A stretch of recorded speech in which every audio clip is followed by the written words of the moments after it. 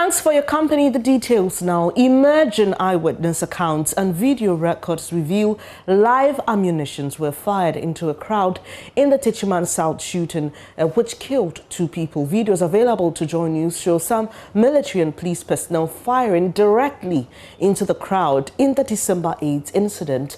Some eyewitnesses give horrifying accounts of how the joy of observing collation of electoral results turned into mass shooting. Live FM's Erastus Sarah Donker spent days in TECHIMAN speaking to eyewitnesses and collecting videos of the incident and has filed this report. Most parts of the TECHIMAN South constituency were calm and peaceful on voting day. After polling station results had been declared, all roads led to this place, where the collation of results took place under the strict eye of the public. This is the Bono Champion Hall in the TECHIMAN South constituency. This is where collation of electoral results happen. Throughout the night, supporters of both NDC and NPP kept vigil, observing collation of results. But the collation night will soon turn chaotic.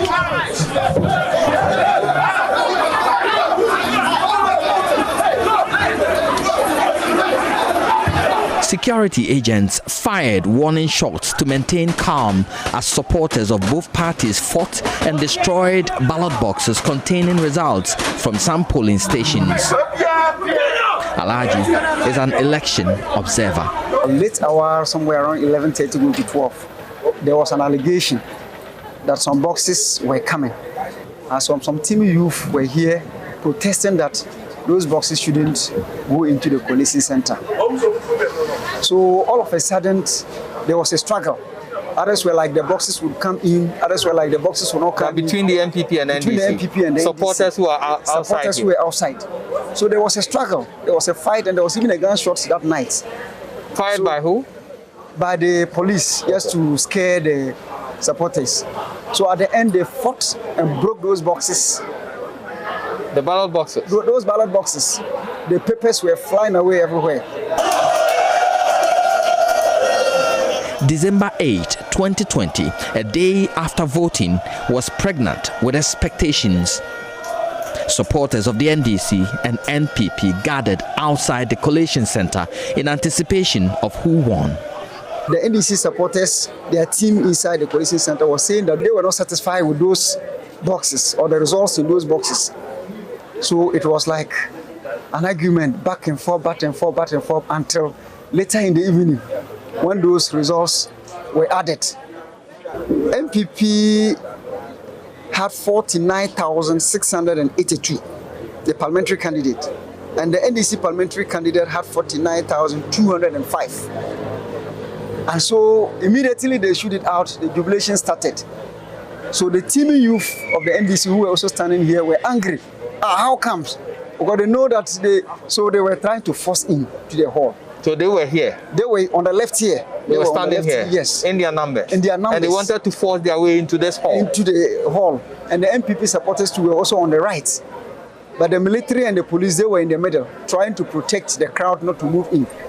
Some accounts say party supporters started pelting stones at the security personnel. Others also say the supporters were forcing their way into the collation hall.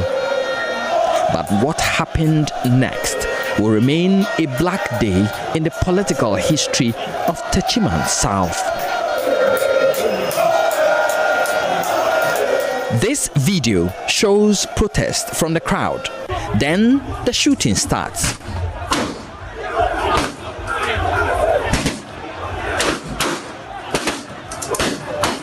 A journalist who witnessed the shooting from the front of the collation center gave this narration. The police started the warning shots, then the military also complied. So some of the guns were pointed upwards and some through the crowd. I saw one guy lying down here. Blood was oozing from the nose and the eyes. At that time he was breathing very slowly. So in about our time that we understood there were many supporters being victimized through gunshots. A closer and critical look at this video, which marked the beginning of the firing of warning shots, showed the crowd retreating. Whilst many of the personnel are seen firing into the air, this officer in seeming police-colored uniform is seen aiming at the crowd. Another amateur video captures the fleeting moment when shots were fired into the crowd and the moment when some supporters were seen lying motionless on the ground. We tried to slow the video to pay attention to detail. Here, it reveals many of the security personnel firing their guns into the air. But this military officer fires directly into the crowd. The originator of the video is heard saying some are dead and then laughs as the video ends.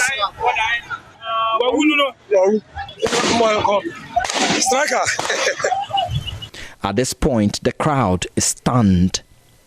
Some are seen carrying the injured to safety.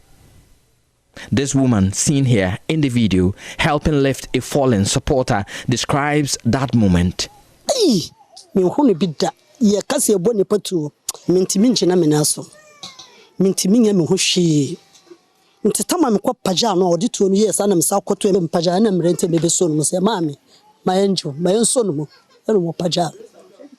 No. 18-year-old Abdullah Ayarik, an apprentice in the street lighting business, and Muhammad Tajuddin, 41, a father of 4, were killed. 9 others sustained various degrees of injuries.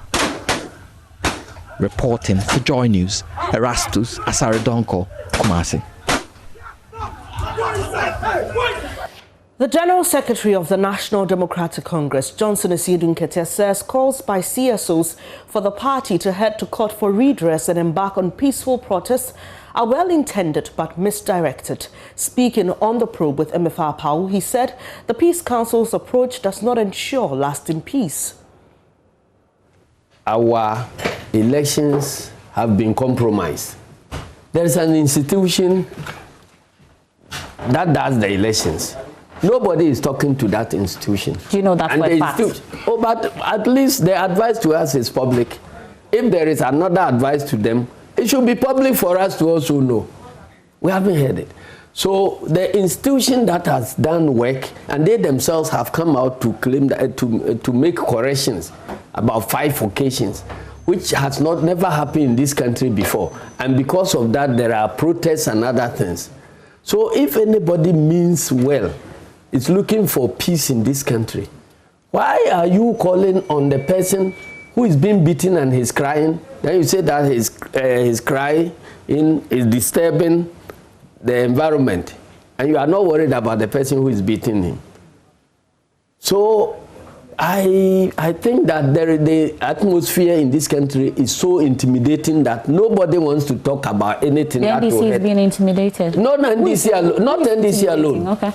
Not NDC. Said the atmosphere is intimidating. Intimidating. The presidency. The president. This government has introduced intimidation as a means of governance, and so the media is intimidated. The chiefs are intimidated. Pastors are intimidated. So either they refuse to speak, or they sing the chorus of, sycophantic chorus. You see, those who are calling for, we want peace, let there be calm, and so on, they are trying to use the method of appeasement to solve a problem. Appeasement does not guarantee durable peace. We have seen it all over the world. Look, when Germany started their expansionist policy, they overran Austria-Hungary and so on in the before the First World War. The whole world, Europe and everybody said, oh, if that is what they want, which will bring peace, let's allow them to take it. When they took it, it became a stepping stone for them to now call that come around the table and let us share Africa, and so that Germany, we can also get colonies. Then after that, they kept the expansion. It led to the First World War. So what are you expecting specifically from these bodies? So I'm saying that a peace, they should be calling for the right things to be done.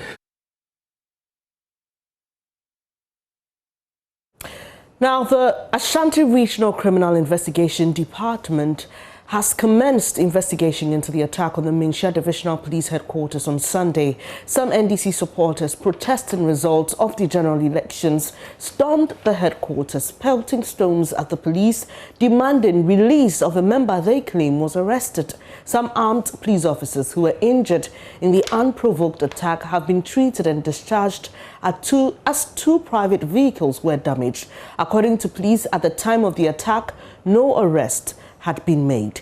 ACP Kwekubua, speaking to Lava FM's Anaya Ojima, says the investigation will uncover all wrongdoings of protesters on the day.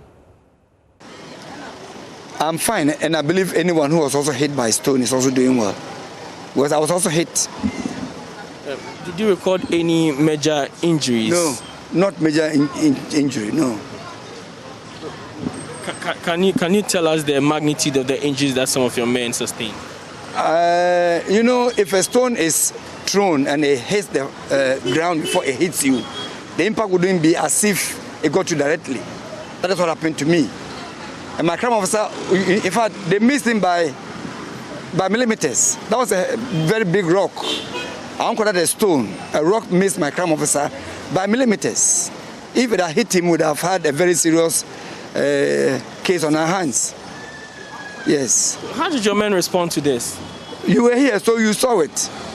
We were as calm as we have to be. You know, there's this saying that a dog is strong and as courageous as its home. But for these guys to come to a divisional police command to do what they did, and we being calm, very calm, we allow cool heads to prevail under the instructions of the regional police commander through his deputy who was here with us. We never arrested anybody before the event. That was the allegation, that police had arrested one of their own. I asked for his name, they never gave me. They should describe the person who was arrested, they never told me. They should tell me what he is alleged to have done, committed a crime that he is said to have committed for the reason he was arrested. They never said anything. Will you conduct any investigation into what happened yesterday? By all means, sure. It is being done by the regional CID. You see, I cannot be a judge in my own court. So it is being done by the regional CID. Yes. But you've not gotten any leads yet? For now, no. For now, no. Yes. Thank you too. This is News Today with me, Bernice Abubeidulansa. Still to come, customers of the Electricity Company of Ghana in and around Legon complain of billing on their prepaid meters. I don't understand how we are owing prepaid when it's we always buy our lights. I'm really frustrated. I don't even know what to say. And Ghana likely to receive the first batch of COVID-19 vaccines by the first quarter of 2021. The common population that gets the disease or the infection are between 20 to 49. We've got details of these and more shortly. Do stay.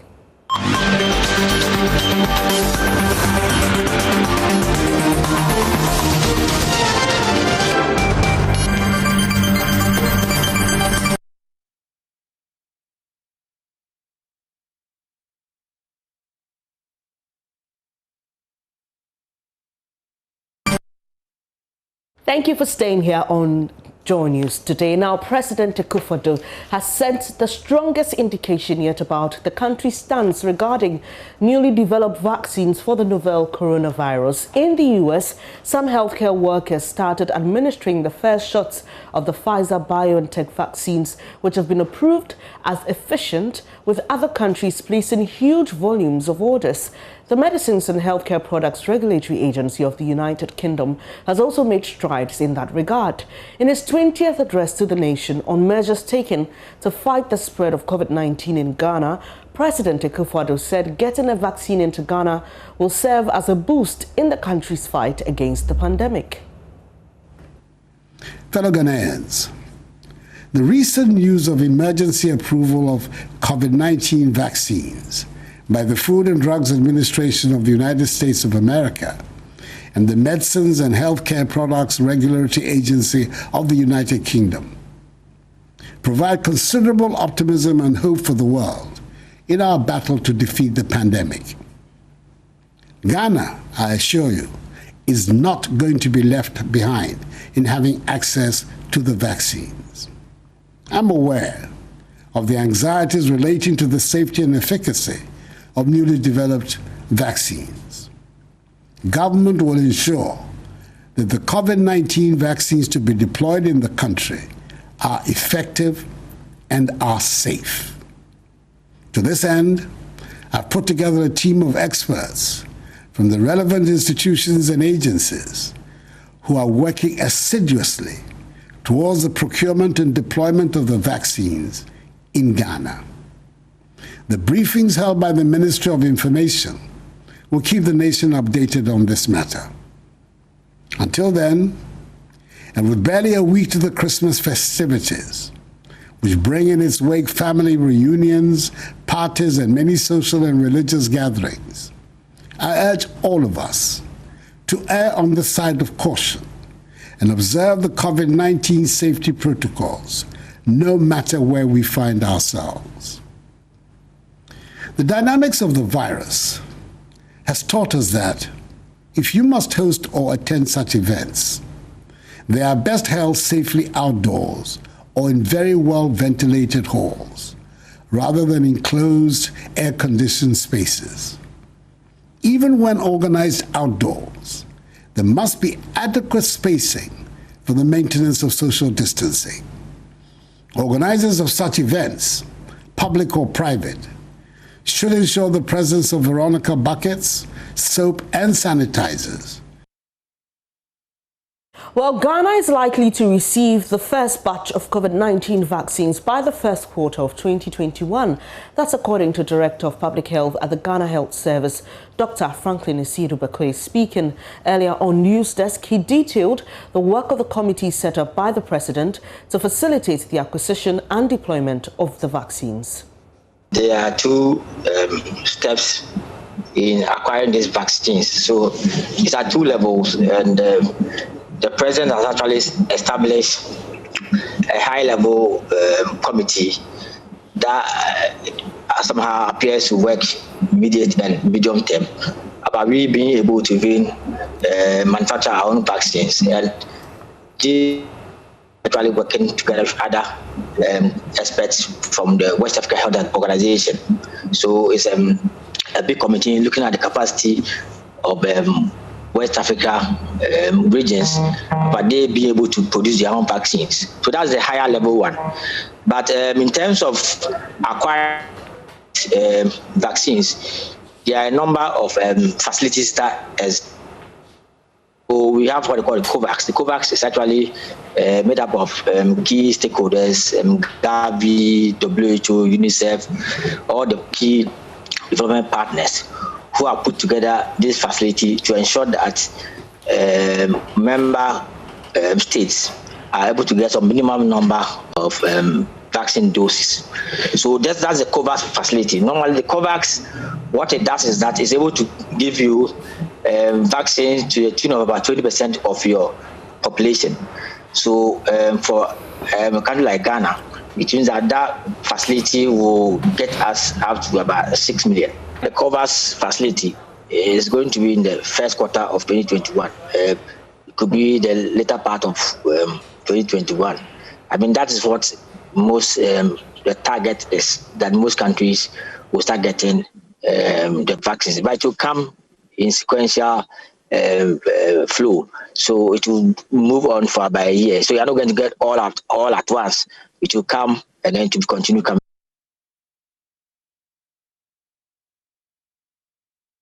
Dr. Isiedubakwe also spoke about persons to receive the first batch of the vaccines that Ghana acquires. If you look at our data in terms of the disease states and in terms of death, you realize that there are variants. The common population that gets the disease or the infection are between 20 to 49. The people who are dying are above 60. So in that context, the team is recommending to government that our first line will be the health workers. I think that it's in sync with what is happening in other countries. Most cases, the health workers are the first line because they are almost always exposed to the virus. So that would be the first line. Then you are going to look at the persons with underlying morbidities. So people who have hypertension, diabetes, or even cancers, they will be the most likely group. And then you look at the aged, that's people more than 60 years. But then the whole perspective is that the whole population is at risk, and they will be doing it in terms of graduation.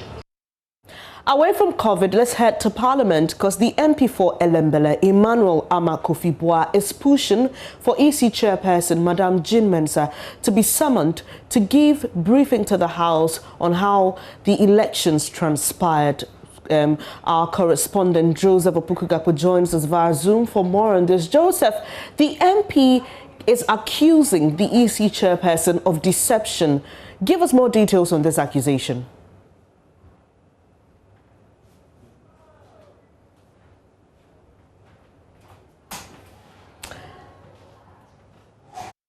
Well, we seem to have a challenge with that line there, frozen feet there. But that was Joseph Opoku-Gakpo. He's our man in Parliament. What we understand is that the MP for Elembele, Emmanuel Kofi-Boah, is pushing for EC chairperson Jean Mensah to be summoned to give details or brief the House on how the elections transpired. You may recall that prior to the elections, he briefed the House on preparations ahead of the December 7 polls. Well, he is alleging that she deceived the House with regards to voting in Buem. So Joseph would give us details of that when we are able to raise him on the line.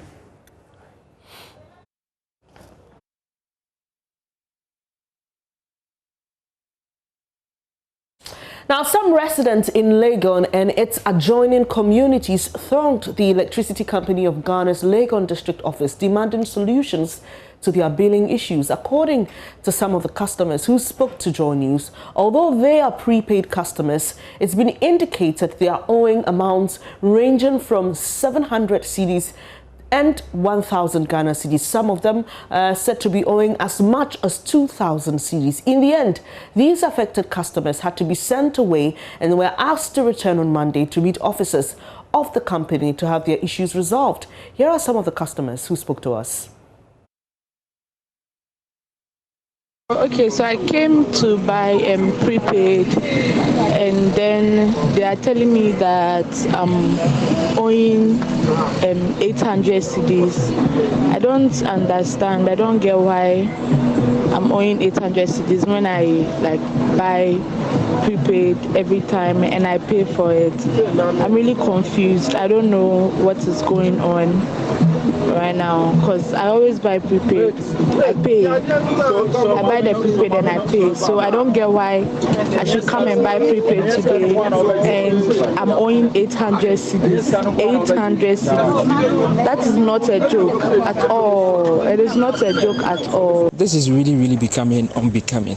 Now, almost every time that, well, per chance, I'm not able to recharge and my lights go out, almost always, when you go back to recharge, they tell you that you are owing some amount. Then the last time it was somewhere 150 Ghana cedis that I was owing.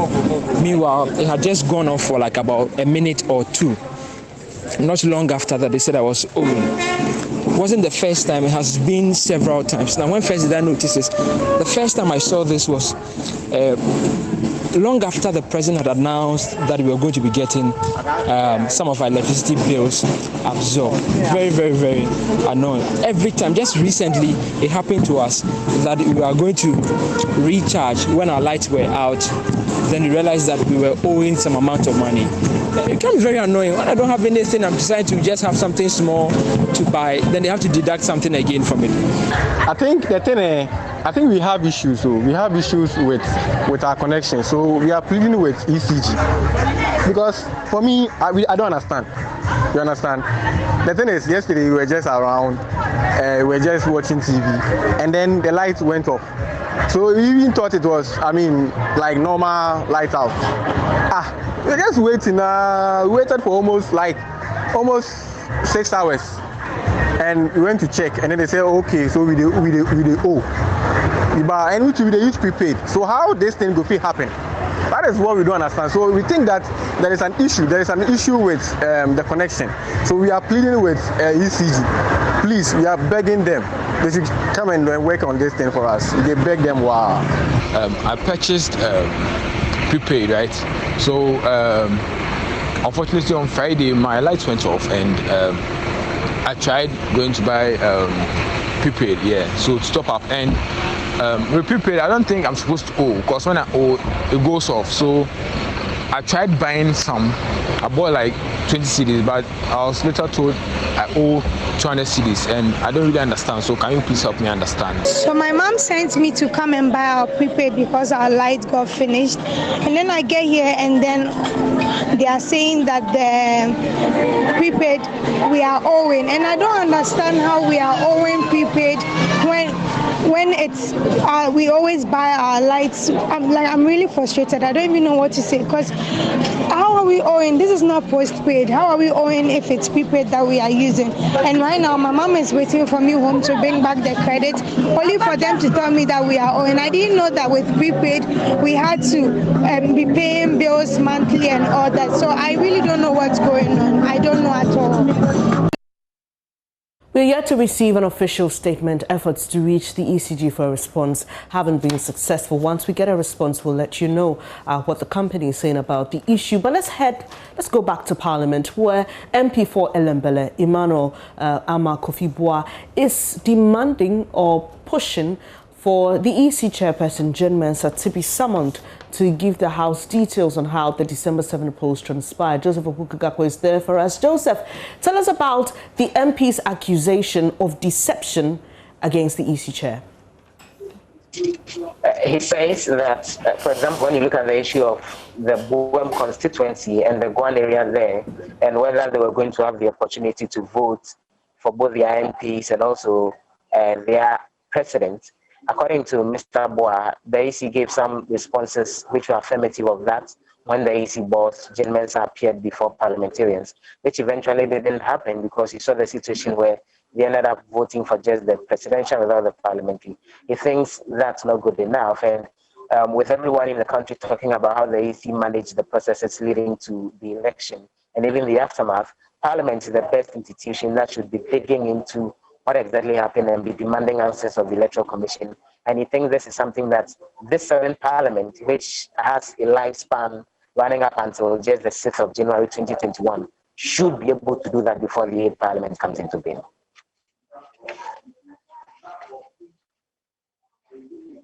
All right, Joseph, the House, we understand, will go on a break sometime this week. So what's happening as the House prepares to do that? So that's tomorrow, Tuesday, that's when the House will be taking its break.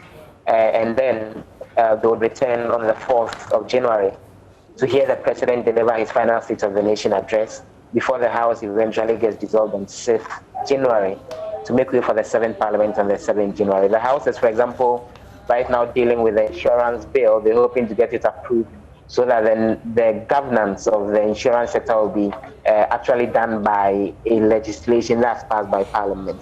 Not only that, there are a number of loan agreements, tax waivers, as well as road construction projects that have been tabled.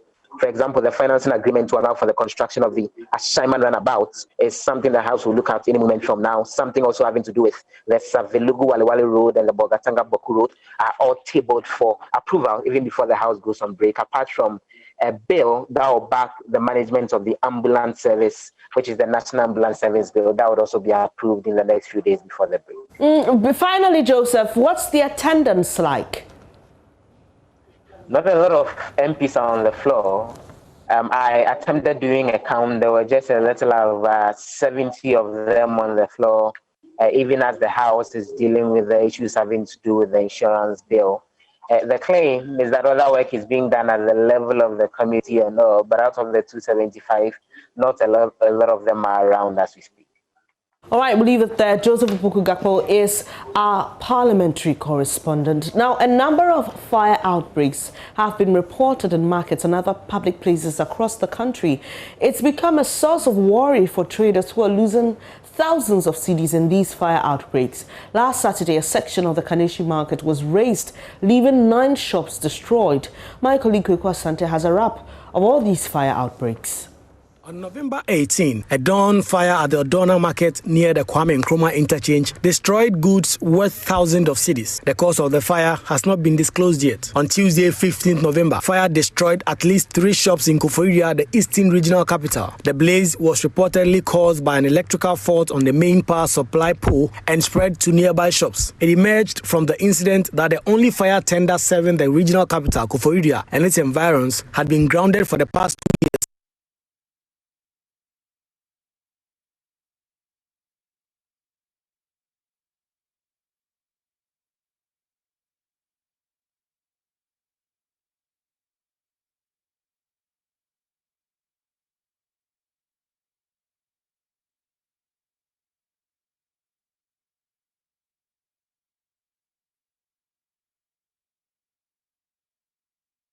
Apologies for the loss in sound there. You're watching JoyNews today with me, Benis Abubeli Lansa. Please don't go away. We've got more news shortly.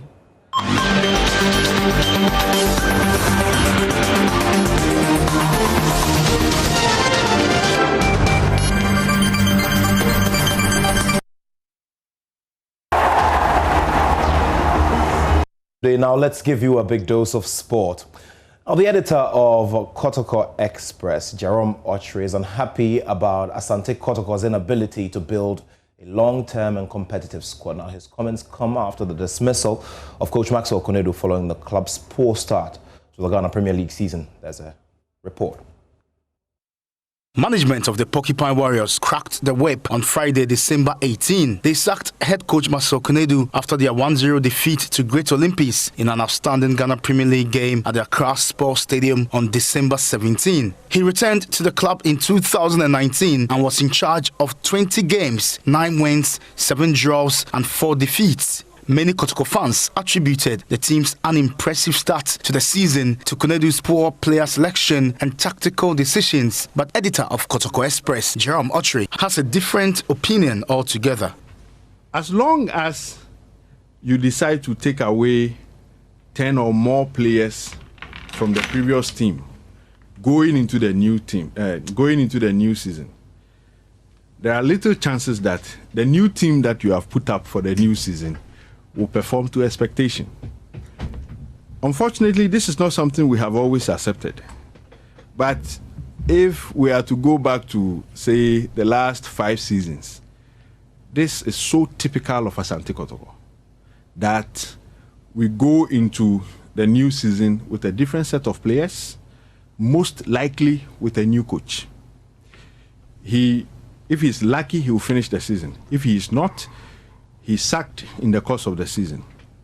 And going into the season after, we'll repeat the same attitude of bringing in more players with a new coach. Under the tutelage of interim coach Johnson Smith, Kotoko returned to winning ways on Sunday after securing maximum points at the expense of home team Dreams FC. Their focus now is on the CAF Champions League qualifying game against Sudan's Al Hilal at the Accra Sports Stadium on Wednesday.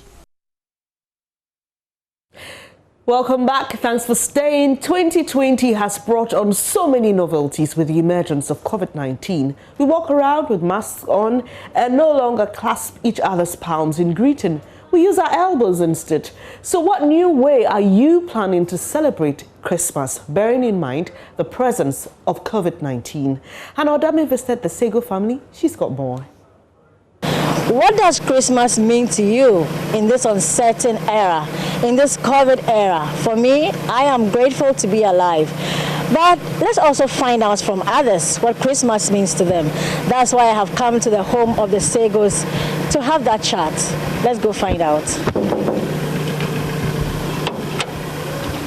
Hello, how are you? I'm fine. Great. Welcome. Thank you. Today I'm in your home. Yeah, welcome to my home. Great. How's the year been for you?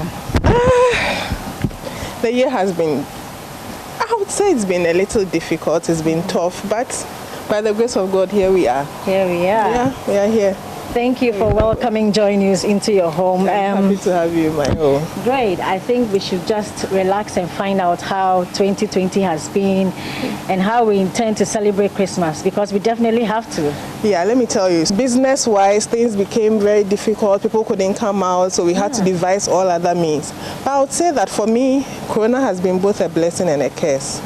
A curse in the sense that, well, you know, it's people are dying and all that. But a blessing in the sense that, well, for the kind of business I do, Corona made it open people's eyes to what our products can do for them. Well, so with the business aspect, let's also find out about the personal life and everything. And I think I want to see the children, see what you are doing inside. In fact, the children, this Corona, since March till now, in the house, all my food is finished. Walai. Well, let's find out. Have you already done your decorations? Yeah, we started, as you can see. Great. I did this all by myself. Oh, wow. No help from anyone, myself. No help. So, welcome. Thank you. And Merry Christmas. And meet my lovely family. Great. Hello, how are you? Hello. Wow, Christmas already. So here we are in the home of the Segos. I see the beautiful children. What's your name? Kofi. Kofi. And what's your sister's name? Namiye. How are you? I'm fine. And thank you for welcoming us to your home. Yeah. How has 2020 been for you? It started well, and then the COVID issues started coming in. The lockdown was quite severe, but it was also a blessing. It's a proud feeling. So what does Christmas mean to you? We come together, we hear what the challenges have been throughout the year, and then also help each other, and we hope to keep it going forward. Hope to keep it reminding yourself that this year is different. Is it still going to come on? It's going to come on, but it's going to be more virtual, because this year, most of them who usually will travel down, we don't see that they'll be able to come. And those, even within Ghana, you know, some of them are quite old, above 60, 70, so we've just said that, okay, we still have it, but then it will be more of virtual family meeting. So let's talk about that. Yeah.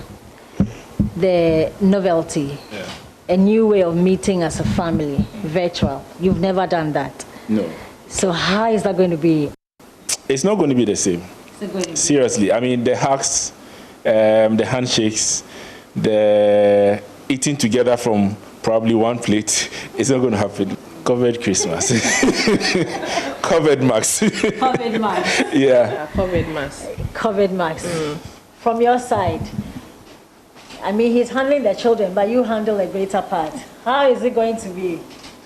Oh, well, let me say this Christmas is going to be all about family, remembering the birth of Christ and what he stands for us. Christmas means eating and drinking and dancing and having fun. Traveling, if not for the fact that the cinemas were closed, going to the movies, because these people, like you can see, they love watching cartoons and movies and stuff. So for me, that's all Christmas is about, having friends over, having family over. And I think I will still do that. It might be a kind of a socially distanced kind of get-together or gathering, but I will still do that. When we get to the breaking of bread aspect, the virtual part, are you going to say, let's all take our bread and maybe show it to the cameras to break bread? How are you going to break bread virtually? Oh, yeah. Those who will have the biscuits, the bronya biscuit and the rest, definitely you show it to the camera and let us all see. Those who probably were fortunate to travel somewhere, show us, if it's a beach, show us the beach scenes, and then we all follow how things are going. That's how it's going to be, actually. The wine, you carry your wine glass and show us how you are enjoying with all of us in various locations. What would be that favorite meal when you are sharing the virtual Christmas party? Favorite meal? The fufu and abenkwan. Are you going to share that? And I'll try and assist, but yeah, Groundnut soup. Yes. With what meat? Oh, meat in there.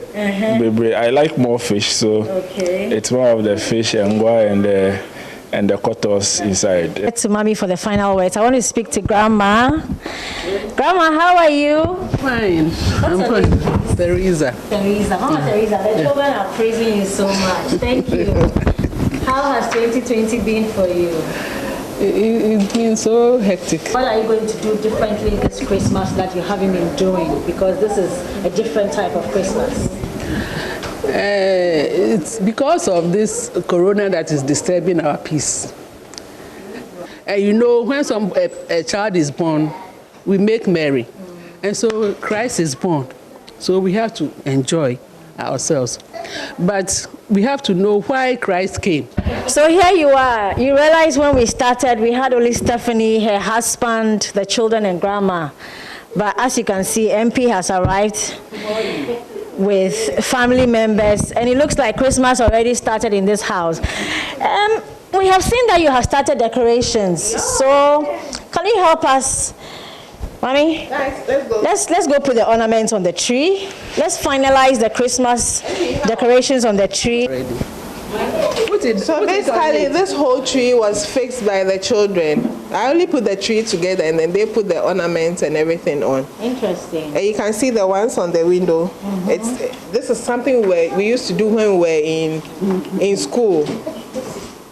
And the kids did it, so I decided to just incorporate it and hang it so that they will also know that whatever they did is also part of the Christmas we are celebrating. And then I have my eco bottle, Tupperware eco bottle.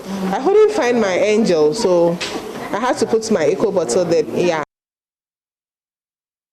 It's 4 days to Christmas. Let's stay a while on the subject. Ahead of the festivities, traders at the TECHIMAN Central Market say they are happy with sales, which slowed down earlier this month, and they attribute this to the elections. Now, while some of them told JoyNews they are recording higher sales, others complain of low sales compared to the same period last year. Anas Abit was in the market and reports. So the elections are over finally, and Christmas is just around the corner. This is the TECHIMAN Central Market. We're engaging traders here to find out how sales have been this festive season. I want to find out from them whether business is booming or is the opposite. Let's get interactive with these traders in the market. Business is booming here, even though it slowed down at a point as a result of the COVID-19 pandemic. But as you can see, we are making sales now. The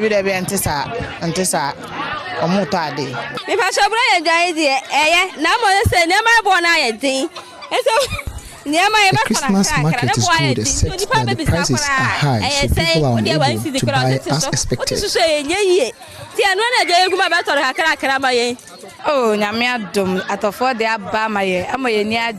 Buyers are here in their numbers now, and we are happy. Things slowed down before the elections, and business is booming now.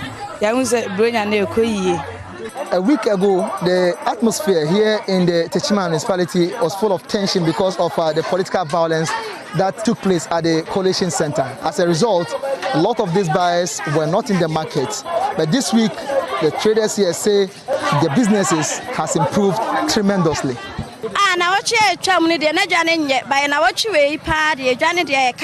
A week ago, there was tension in the municipality and people couldn't come to the market as expected. But they are here this week and everything is okay. And this is one factor because somewhere Wednesday, last Wednesday. That is one factor. Because of the violence last Wednesday, those in the rural communities got scared of coming here. So that affected us a lot.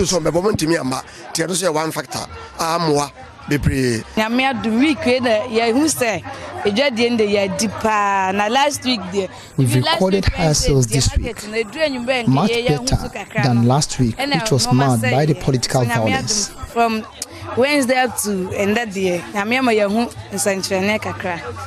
whilst a couple of them say this particular week is far better than the previous one, others are of the view that sales is not booming as expected. Socrates is one of them. my kind of said this year, bring you know, and yet, sir, about your 19 years in it. Christmas way, sales this Christmas has been terrible. I've been here for the past 19 years, but this Christmas has been the worst.